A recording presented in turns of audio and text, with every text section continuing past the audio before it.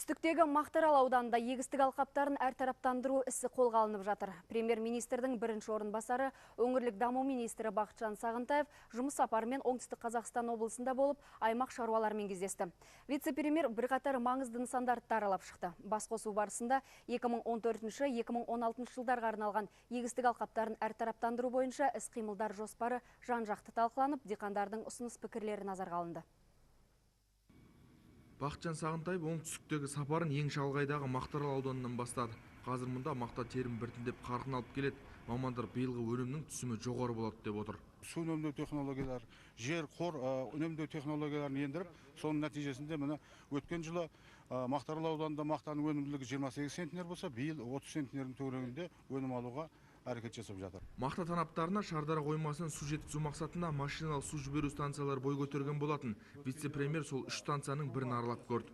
Судың да сұрауы бар деп, мына су мәселесі жылдан жылға өте қиындап бара жатыр. Бұл қиындай бермекші. Шаруалардың бұлайша шырылдауы бекер емес. Диқандар су тапшылығын зардабын талай жылдан бері тартып келеді. Сондықтан аймақтағы егістік алқаптарын әртараптандыру өзекті мәселе. Бақытжан Сағынтаевтың тапсырмасы бойынша жергілікті әкімдік осыған бағытталған іс-шаралар жоспарын әзірлеп, үкімет қарауына жолдайтын болады. Сондай-ақ алдағы уақытта аудандағы 100 мың гектарға жуық мақта алқабын біртіндеп ықшамдау қолға алынбақшы. Осының алқабын төмен түсіретін болсақ, онда біз судың да тиімді көзін таба аламыз. Яғни су үнемделетін болады. Бұл енді былайша айтқанда бір оқпен екі қоянды атып алған сияқты. Әрі де оның үстіне мына бақшадан, жеміс-жидектен түсіп отырған пайда, қаржылық пайда, мақтадан түскен пайдадан әлдеқайда есе артық болып тұр.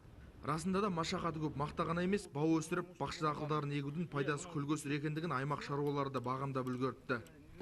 Жердің бәрі мақта тек егілсін деп жазылмаған ғой. Басқа да өнімдерді көрейік, шетелге шықтық. Бау мәселесімен, жеміс-жидек мәселесімен 2 жылдан асып жатыр. Міне айналысып жатқанымызға жаман емес.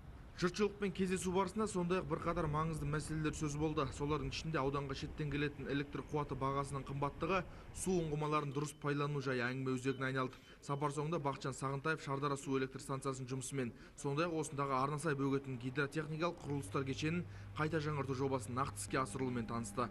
Нұржан Мергенбай, Нұрлан Нұрбеков, Ұлттық арна, Оңтүстік Қазақстан облысы.